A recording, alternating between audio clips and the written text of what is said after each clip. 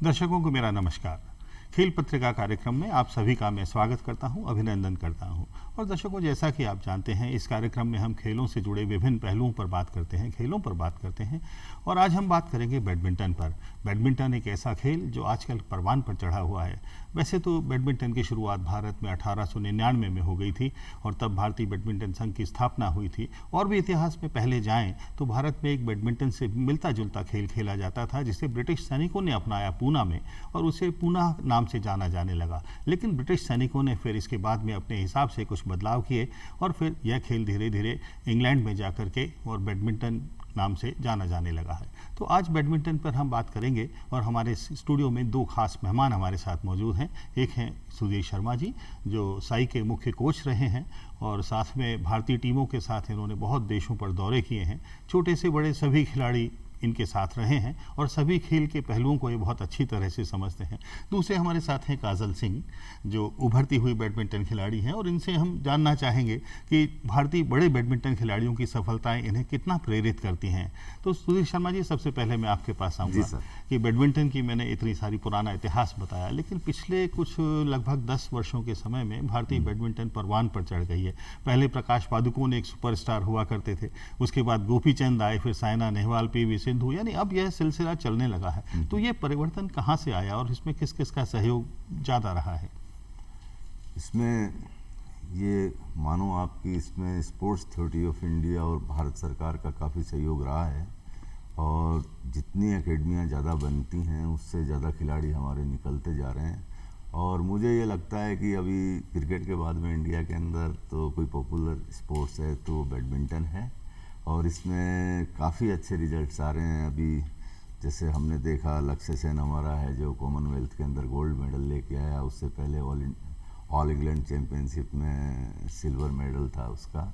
और अभी जो प्रेस्टिजियस एक इवेंट चैम्पियनशिप थॉमस कप होती है उसमें भी इंडिया ने है जो काफ़ी अच्छा किया और गोल्ड मेडल लिया। उसकी वजह ये भी है कि हमारे डबल्स के जो खिलाड़ी हैं वो काफ़ी तेज़ी से आगे निकल रहे हैं। पहले इंडिया में ऐसा होता था कि सिंगल्स पे ज़्यादा जोर दिया जाता था, चाहे वो सैयद मोदी के ज़माने से, विमल कुमार के टाइम से जी, प्रकाश पादुकोण के टाइम से, गोपी के टाइम से। लेकिन उसके बाद में जब ऐसा बाकी जो कंट्रीज़ थे वो डबल्स में, मिक्स डबल में काफ़ी आगे निकलने लग गए, तो इंडिया ने भी है जो अब अलग से कोचेज इसके बुलाने लग गए। और क्योंकि सिंगल्स और डबल्स आपको पता है कि एकदम से एंटायरली डिफरेंट गेम होता है। सिंगल्स के कोचेज अलग हैं, डबल्स के कोचेज अलग हैं, स्ट्रेटजी दोनों गेमों की अलग अलग है।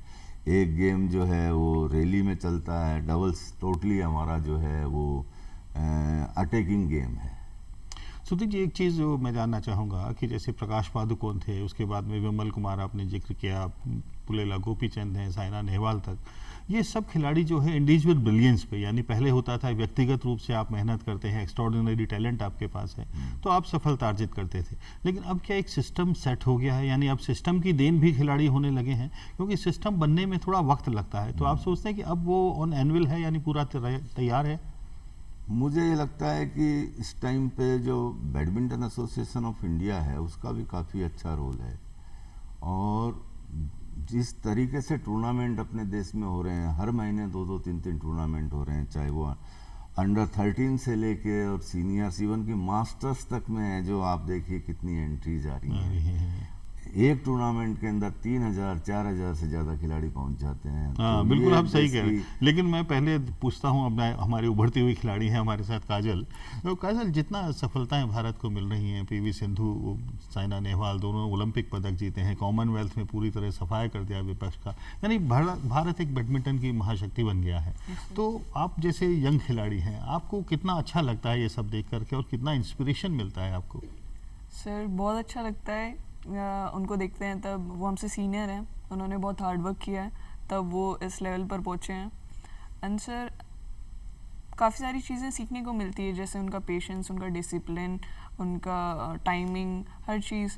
तो मन करता है मेहनत करने का और उनके जैसे बनने का। तो अच्छा लगता है सर। लेकिन ये जो जोश होता है, आपने देखा पीवी सिंधु को अच्छा खेलते हुए, Yes, तो थोड़े दिन जोश रहता है, इसको बरकरार रख पाते हैं या कितने दिन तक जोश रहता है? यस सर, ये थोड़ा मुश्किल होता है, पर हाँ सर, मैं पूरी कोशिश करती हूँ और अब मैंने बिल्कुल ये ठाना है कि हाँ मैं करूँगी सीरियसली। सुधीर जी, जैसा अभी काजल ने कहा कि ये जो जोश होता है, ये जो कुछ जैसे आपने एक्चुअली मुझे ध्यान है, एक बार मैं टीम लेके साउथ कोरिया जा रहा था और साइना नेहवाल मेरे पास कैंप में थी बेंगलोर में, तो हम काफ़ी मेहनत कराते थे। पी कश्यप का भी फर्स्ट ट्रिप था मेरे साथ में वर्ल्ड लेवल पे, तो हम इतनी मेहनत कराने के बाद में भी साइना बोलती थी कि मैं सर ट्रैक के थोड़े से राउंड लगा लूँ, तो मैं सोचता था 1-2 राउंड लगाएगी, वो 10 से 12 राउंड लगाती थी। मतलब इतना जो हमारा टफ शेड्यूल चलता था, इतना हम स्पीड पे फोकस करते थे, क्योंकि 7-8 दिन बाद में ही हमारा चैम्पियनशिप थी। लेकिन उसके बाद में भी इतना मतलब ये मेहनत करती थी जो मैं देखता था, तो इसकी वजह है कि खिलाड़ी खुद भी अपनी मेहनत करें, कोचेस तो करते ही हैं, बिल्कुल लेकिन यही खिलाड़ी वाकया अपनी मेहनत करेंगे तो मुझे लगता है इसमें पेरेंट्स का बहुत ज़्यादा रोल होता है। जी। पेरेंट्स के साथ में कोचेज का है, उसके साथ के अंदर आपकी एसोसिएशंस का है, और स्पोर्ट्स अथॉरिटी ऑफ इंडिया तो है ही जो हर टूर्नामेंट में खिलाड़ियों को भेजती है, सारे खिलाड़ियों का पैसा देती है, इसके अलावा सारा अरेंजमेंट करती है। सुधीर जी, जो आपने किस्सा सुना अभी साइना नेहवाल का, वैसा का वैसा सैयद मोहम्मद आरिफ जो अपने चीफ कोच हुआ करते थे, गोपीचंद के लिए उन्होंने बताया था हाँ, गोपी कि हमारा बहुत टफ शेड्यूल के बाद जब सब कहते सर अब बस करिए, तब गोपी कहता सर और क्या करना है। तो देखिए ये जो जज्बा होता है, तो आप इन खिलाड़ियों को कैसे डिफ्रेंशिएट कर सकते हैं, क्योंकि आपके पास तो बहुत लॉट आता है, नंबर स्वेल करता है, तो आप उसमें से कैसे चुनेंगे कि ये ऐसा खिलाड़ी है जिसमें जज्बा है? सर जो लगता है, मुझे ये लगता है कि खिलाड़ी एक्चुअली एक फोकस करता है, अपना सिंगल ट्रैक पे चलता है, अगर उसका मन इधर उधर डाइवर्ट नहीं होता है, जैसे कि गोपी था, तो गोपी का एक ही फोकस रहता था, चाहे वो सुबह से लेकर रात तक, मतलब एक ही बात करता था वो बैडमिंटन की, कभी कोई ऐसा दोस्ती नहीं, ऐसी नहीं। साइना का भी मैंने ऐसा ही देखा है, पीवी सिंधु का भी ऐसा ही देखा है, इवन कि लक्ष्य सेन भी ऐसे ही करता है। तो काफ़ी ये जो है, किदाम्बी श्रीकांत है, HS प्रणय है, ये जितने भी बच्चे हैं ये बहुत ही मेहनती हैं और ये पूरे डेडिकेटेड हैं, इनके पेरेंट्स लगे रहते हैं। मुझे ध्यान है कि जब मैं बेंगलोर कैंप ले रहा था तो पी कश्यप के मम्मी पापा है जो 20 दिन वहाँ कैंप में रहे, जबकि वो बिजनेसमैन थे, सारा कुछ छोड़ के वहाँ बैठे थे। यानी इतना त्याग करना पड़ता है। जी जी। ज्वाला गुट्टा एक बार मेरे पास कैंप में थी, तो उसके फादर मदर दोनों आते थे बराबर, तो पेरेंट्स बराबर लगे रहते हैं, इस वजह से बहुत फर्क पड़ता है। पेरेंट्स का सपोर्ट मिलता है मोरली और फाइनेंशली, उसके अलावा एसोसिएशन काफ़ी सपोर्ट कर रही है और कोचेज काफ़ी सपोर्ट कर रहे हैं। जगह जगह इंडिया में कैंप लग रहे हैं, हर महीने इंडिया की टीमें इंटरनेशनल लेवल पे जा रही है, वो एक्सपोजर बहुत मिल रहा है, या फिर तो इससे बहुत फर्क पड़ रहा है। और दूसरा आजकल ऐसा भी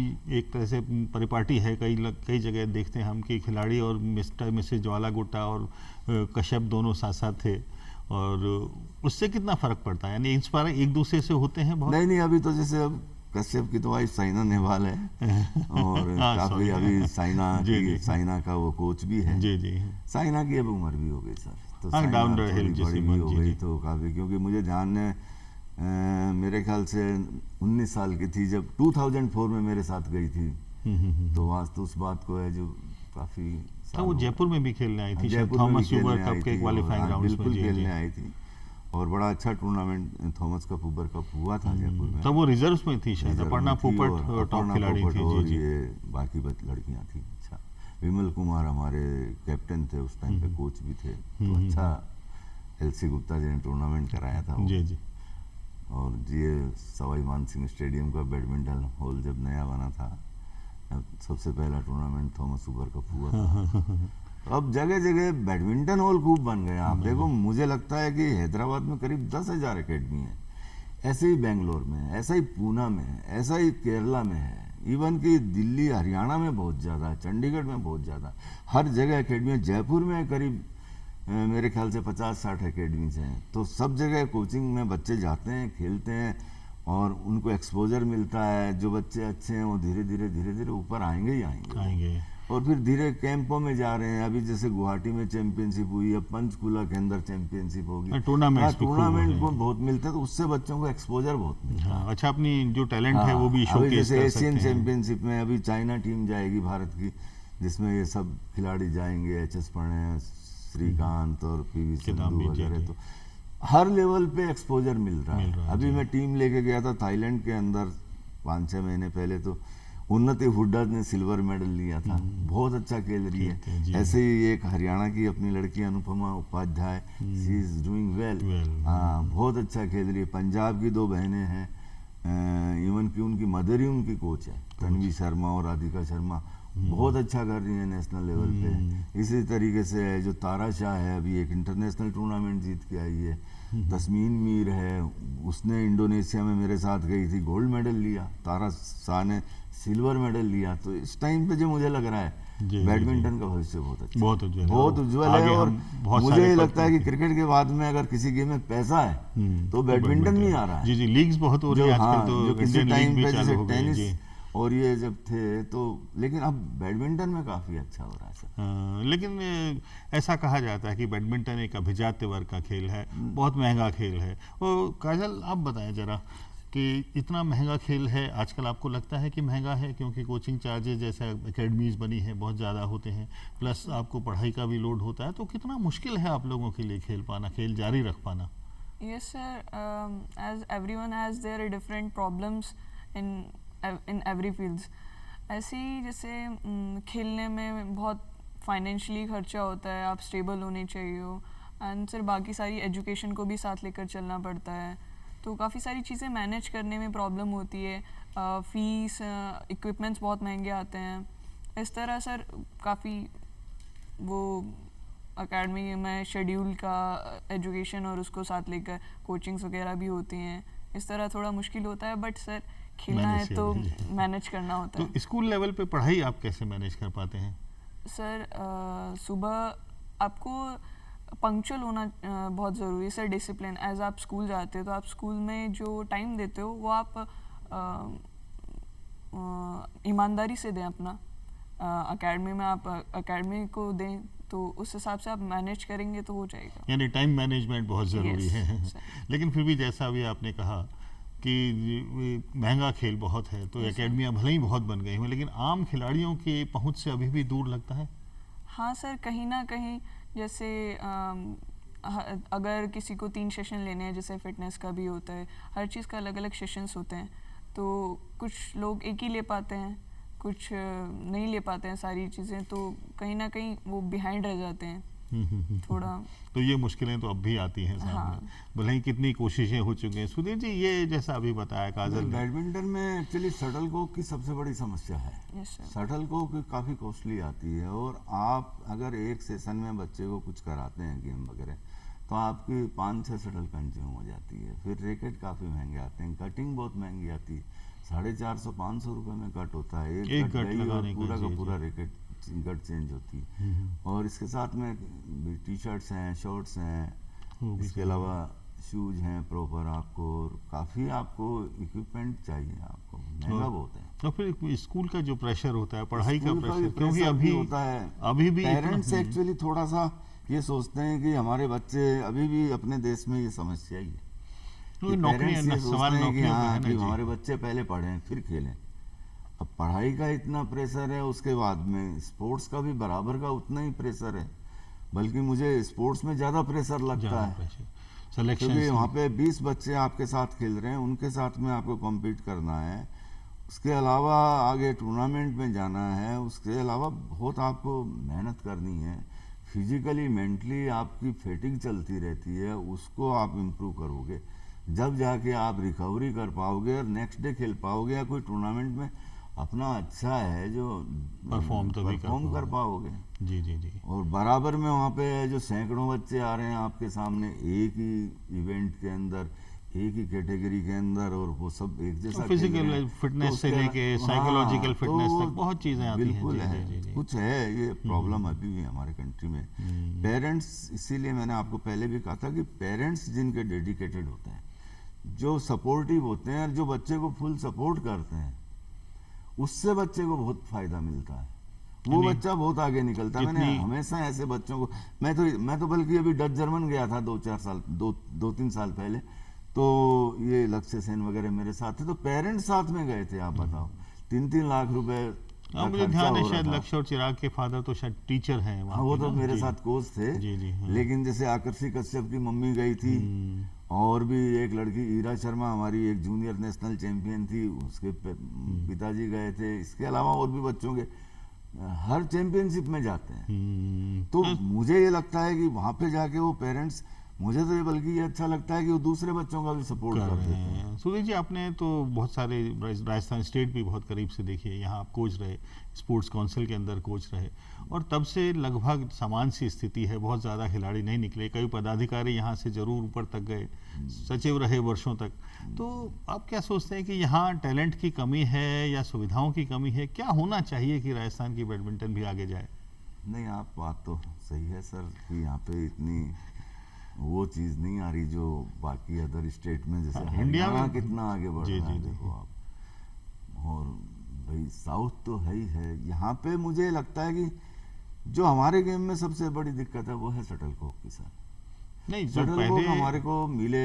दूसरा इंफ्रास्ट्रक्चर की भी कमी है थोड़ी।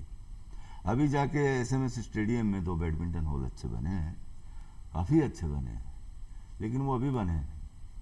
नहीं, कहते हैं कि टूर्नामेंट अगर होते हैं तो थोड़ा और ज़्यादा बल मिलता है, पॉपुलर होता है, लोग बढ़ते हैं। यहाँ थॉमस ह्यूबर कप भी हो चुका है, नेशनल्स भी हो चुके हैं, कैंप्स भी लग चुके हैं, जूनियर सब जूनियर पीवी सिंधु यहाँ खेल चुकी हैं, साइना नेहवाल यहाँ आ चुकी हैं, अपर्णा पोपट खेल चुके हैं, गोपीचंद जी खेल चुके जी हैं। सर। तो इतने सब खिलाड़ी, सब कुछ हुआ है, लेकिन फिर भी वो स्पार्क क्यों नहीं है? वो स्पार्क तो यहाँ पे कुछ तो टूर्नामेंट की कमी है कि टूर्नामेंट हमारे यहाँ पे, अब एक जयपुर में ही टूर्नामेंट होता है, इसके अलावा राजस्थान तो बहुत बड़ा है। राजस्थान में आप देखो कितने डिस्ट्रिक्ट्स हैं, कहीं पे कोई बैडमिंटन का ऐसा कुछ होता ही नहीं। सारे बच्चे जा के है, जो हैदराबाद जा रहे हैं, कोई बेंगलोर जा रहा है, कोई कहीं जा रहा है। तो ये तो अभी आप नज़दीक से देख रहे होंगे, अभी भी जुड़े हुए हैं बैडमिंटन से, तो प्रदेश में कुछ ऐसे नाम दिखाई देते हैं? हमारी काजल तो हमारे साथ ही हैं, इसके अलावा आपको कुछ नाम दिखाई देते हैं जो अच्छे जैसे अभी अपकमिंग हैं? हिमांशु खटाना है जो डबल्स में बहुत अच्छा कर रहा है, ये लड़का अच्छा है। एक लड़की खेल तो बाहर रही है, साक्षी फोगट है, वो भी ठीक कर रही है। बाकी जो बच्चे हैं वो एवरेज हैं अभी। तो ऐसा कुछ मुझे अभी टैलेंट ऐसा नहीं दिखाई दे रहा, नहीं दे रहा। लेकिन आने वाले वक्त में बिल्कुल राजस्थान से आएगा। हो सकता है हाँ, थोड़ा सा। बहुत- तो काजल, आप बताएं कि Yes, sir. जैसा सर ने कहा कि राजस्थान से ऐसा कोई दिखाई नहीं दे रहा है, तो आपने सारी बातें सुनी हैं और देखा है कि आपको क्या सोचते हैं, क्या होना चाहिए, क्या राजस्थान में क्या हो जिससे कि आप जैसे खिलाड़ी भी आगे आ सकें, नेशनल लेवल पे जा सकें? सर जैसे अभी सर ने कहा कि बहुत प्रॉब्लम है शटल कॉक्स की। हाँ सर, बहुत एक्सपेंडिचर होता है, बहुत महंगा होता है ये। तो सब्सिडीज़ मिले प्लेयर्स को, ट्रायल्स के वो मिले प्लेयर्स को कि ट्रायल्स ज़्यादा होने चाहिए सर। अवेयर ही नहीं रहते हैं काफ़ी बार प्लेयर्स की ट्रायल्स हो चुके हैं, और कैंप्स हों, टूर्नामेंट्स ज़्यादा से ज़्यादा हों, और अवेयरनेस ज़्यादा से ज़्यादा हो, उसे अवेयर किया जाए, सबको पता होना चाहिए, काफ़ी सारी चीज़ें सर। और यहाँ जैसे कैंप्स होते हैं तो नेशनल लेवल के अच्छे खिलाड़ियों के साथ खेलेंगे तो आप अच्छा बनेंगे। यस सर, कैंप्स में बाहर से अच्छे प्लेयर्स आएंगे तो यहाँ से प्लेयर्स को थोड़ा मोटिवेशन मिलेगा, देखेंगे कि कैसे खेलते हैं, कैसे वर्कआउट होता है बाहर का, उनको पता चलेगा कि बाहर कैसे होता है और यहाँ पर कैसा नहीं है, तो सर वो आगे बढ़ेंगे। और एक स्टेज आने के बाद आपको कोचिंग का भी नेक्स्ट लेवल आप तो आना चाहिए, उस तक पहुंचना चाहिए। Yes sir. तो वो एक्सपोजर भी बहुत ज़रूरी है आपको। Yes sir. तो आपको कमियां लगती हैं, ये आगे संभावना दिखती है जल्दी कुछ पूरा होगा? हाँ सर, अभी मतलब लगता है थोड़ा कि चेंजेस आए हैं, अच्छे चेंजेस आए हैं, पॉजिटिव, तो आगे भी होगा। जो भारत में बैडमिंटन की बयार बह रही है राजस्थान तक भी आएगी। बिल्कुल सर, राजस्थान से भी जाएंगे और बहुत अच्छे जाएंगे इनफैक्ट। सुधीर मेरे जी? ख्याल से यहाँ पे कुछ नेशनल कैंप ऑर्गेनाइज होने चाहिए, जिससे कि अदर स्टेट के या इंडिया टीम के अंदर जो बच्चे कैंप्स में हैं वो आए यहाँ पे, तो यहाँ के बच्चों को भी एक्सपोजर मिले। और शटल कॉक तो देखो सबसे बड़ी है ही है, शटल कॉक तो उसके बिना तो काम चलेगा ये नहीं। समस्या तो बहुत वो टाइम से तो बरकरार है। हथियार मुझे है। एलसी आज गुप्ता क्या जी है के कि टाइम- जी, जैसे जी। अब गोपी एकेडमी है सर, वहाँ पे स्पोर्ट्स अथॉरिटी ऑफ इंडिया दबा के पैसा दे रही है, दबा के शटल कॉक दे रही है, खूब धन दे रही है। ऐसे ही पीपीबीएल के अंदर इन्फोसिस जो है, जो हमारी मल्टीनेशनल कंपनी है, ये बहुत सपोर्ट कर रही है। तो यानी इससे ये मिला जुला स्पॉन्सरशिप जी, का जी। थोड़ा सा रोल होता है। कई एकेडमियां देखता हूँ जिसके अंदर कई अच्छी अच्छी कंपनियां सपोर्ट करती हैं, उससे बच्चों को किट वगैरह मिल जाती है और बच्चों को शटल कॉक मिल जाती है, रैकेट्स मिल जाते हैं। तो रैकेट्स भी महंगे हैं, तो ये सब मिलना चाहिए। खिलाड़ियों को सुविधाएं तो सारी मिलनी चाहिए, क्योंकि इतना महंगा गेम है कि अगर आप एक खिलाड़ी पे 20,000 रुपये महीना आपको खर्च करना पड़ेगा। हाँ जी, कई कोच ऐसे हैं जो खुद अपनी जेब से भी देते हैं और उनको जेब आगे से भी लाते देते हैं जी, और जी। मेहनत भी खूब करते हैं, लेकिन अब खिलाड़ियों को भी नहीं देखिए, मैं जहाँ तक समझता हूँ एक मिला जुला प्रयास होना चाहिए, सरकार का भी सहयोग हो, प्राइवेट ऑर्गेनाइजेशंस आगे आएँ, खिलाड़ी का डेडिकेशन हो, लेकिन ये एक यूटोपिया जैसा दिखता है। लेकिन फिलहाल फिर भी टैलेंट अपने आप आगे आता है। तो अभी इंडिया लेवल पे अगर आप देखें तो और कितने टैलेंटेड खिलाड़ी आपको दिखाई पड़ते हैं? अभी जैसे हमारा नेशनल चैंपियन मिथुन मंजुनाथ बना अचानक, जिस टूर्नामेंट में एचएस प्रणो में भी खेल रहा बड़े था, बड़े खिलाड़ी थे जी। जिसमें किदाम्बी श्रीकांत भी खेल रहा था। तो एक, हालांकि ये है प्रकाश एकेडमी से ही, लेकिन आके चैंपियन बना। फिर ये लड़की जो एक डबल्स में Treesa Jolly, she is doing very well in the doubles, और इसकी पार्टनर है गोपी चंद की लड़की गायत्री। तो ये अभी काफ़ी, इनकी रैंकिंग भी 15th पे आ गए लोग। और ऐसे ही हमारा सात्विक है जो रेड्डी और चिराग सेठी जो है, जोड़ी हाँ, जो है।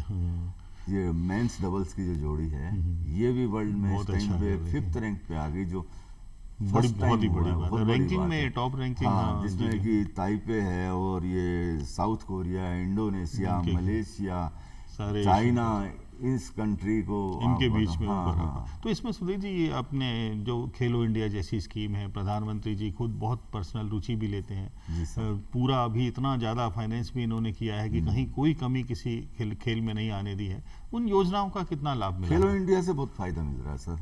अभी खेलो इंडिया हुए थे, अभी खेलो इंडिया यूनिवर्सिटी हो रहे हैं, अभी 22 से स्टार्ट हो रहे हैं। बैडमिंटन उसके अंदर 29 से है, और लखनऊ के अंदर ये हो रहे हैं। इसमें भी 16 टॉप इंडिया की यूनिवर्सिटी जाके पार्टिसिपेट करेगी नॉकआउट बेस पे। और काफ़ी सपोर्ट अनुराग सिंह ठाकुर है, जो मेरे ख्याल से इस टाइम पे स्पोर्ट्स मिनिस्टर हैं, वो बहुत सपोर्ट कर रहे हैं। हर गेम के अंदर वो काफ़ी पैसा दे रहे हैं। उन्हीं के अंडर में स्पोर्ट्स अथॉरिटी ऑफ इंडिया है। मैं तो कह रहा हूँ कि आप देखो कि मेन इंडिया की टीम के अलावा डेफ टीम को खूब भेज रहे हैं, पैरा टीम बहुत जा रही है, सबको पैसा सरकार दे रही है। और भारत सरकार का तो काफ़ी इसमें सपोर्ट है। उसी वजह से मुझे लगता है कि आगे भविष्य उज्ज्वल इतना है। अच्छा हो रहा है। काजल से पूछते हैं। काजल, आप बताएं, खेलो इंडिया जैसी स्कीम है, स्कूल लेवल से लेके अलग अलग स्तर पर है, तो इनसे आपको कितना फ़ायदा मिलता है? क्योंकि थोड़ा सा सभी युवा खिलाड़ियों को बहुत फ़ायदा मिल रहा है। यस सर, जैसे स्कूल टूर्नामेंट कराता है SGFI, खेलो India, west zone universities, inter universities, sir ये बहुत अच्छे टूर्नामेंट्स हैं। इनसे प्लेयर्स बहुत अच्छी अपॉर्चुनिटीज़ गेन करते हैं। और सर ऐसी और स्कीम्स निकालनी चाहिए, होनी चाहिए, बहुत अच्छी है सर। चलिए, आप भी सोचते हैं कि इस Yes, तरह sir. की स्कीम से फ़ायदा मिलेगा, Yes, sir. आप आगे जाएंगे। अभी 4 साल से स्कूल गेम्स बनते हैं GFI के, जी जी। अभी स्टार्ट हो रहे हैं। काजल खेलने जा रही है अभी Yes. इसमें। हाँ, तो ये थोड़ा सा ड्रॉबैक नहीं होना चाहिए। कंटिन्यू स्पोर्ट्स की एक्टिविटी होनी चाहिए। स्कूल स्टेट होता है, school district, school state, school nationals, बच्चे बहुत मोटिवेट होते हैं। नहीं, सबसे यही बड़ा है तो कि जो टैलेंट, बच्चे आते हैं जो गाँवों से भी आते हैं। हाँ नहीं, और टैलेंट पूल जो सबसे हाँ। बड़ा स्कूल और कॉलेज हाँ, स्तर का था, हाँ। यूनिवर्सिटी गेम्स, स्कूल यूनिवर्सिटी में गेम्स। तो बच्चा चलो थोड़ा बहुत मैच्योर हो जाता है और काफ़ी अच्छा उसको मिलता है। लेकिन जो बच्चे अलग अलग डिस्ट्रिक्ट में, तालुका में, विलेजेस में, सरकारी स्कूल में खेलते हैं और उसके बाद में वो टीम में सेलेक्ट होते हैं और फिर वो स्टेट और नेशनल लेवल पे जाते हैं, तो ये मेरे ख्याल से बहुत अच्छा बड़ी है चीज़ है। वो खिलाड़ियों के लिए। यहाँ से बच्चे काफ़ी ग्रो करते हैं। एक सुधी जी, साइकोलॉजिकल एस्पेक्ट होता है, क्योंकि खिलाड़ी हमेशा, सभी लोग जो है जीतने की सोचते हैं, लेकिन हारना भी सीखना चाहिए। तो ऐसे कोच आप क्या सोचते हैं कि हारना भी सिखाना चाहिए उन्हें, कि सीख के कम से हमारा कम तो निरुद्देश्य target- न हो, एक तरह से हताशा उनमें ना हो जाए, एक निराशा घर कर जाती कोच का है। सर टारगेट यही होता है। हमारा कोई टारगेट ऑलराउंड डेवलपमेंट का नहीं होता। हमारा टारगेट हमारा ट्रेनी जीते, यही टारगेट लेके चलते हैं। मैं नहीं, कोई भी कोच, उसका काम यही है। लेकिन हार की हताशा नहीं, जो होती है, हार की मनोबल हताशा बनाए होती है, रखना, वो तो हताशा, सभी को जी होती जी। है, पेरेंट्स को भी होती है। बच्चे को भी होती है, कोच को भी होती है, जिसने मेहनत करी है उसके साथ में, तो उसको लगता है कि भाई मेरा ये खिलाड़ी जीतना चाहिए था। मैंने बहुत बार देखा है टूर्नामेंट के अंदर। इवन मैं दक्षिण कोरिया में जब साइना नेहवाल को लेके गया था, तो साइना नेहवाल 10 ऑल पे आके, उस टाइम पे 11 का गेम होता था लड़कियों का, और इतना अच्छा खेल रही थी, और वहीं से है जो फर्स्ट राउंड में बाहर हो गई। अब बताओ आप, तो दुख तो होता ही है सर। तो अभी आप ओवरऑल क्या मूल मंत्र देना चाहेंगे? नहीं, मेरा मूल मंत्र तो सर यही है कि मेहनत तो मेहनत ही है सर। मेहनत खूब करो, उसी से आगे बढ़ोगे।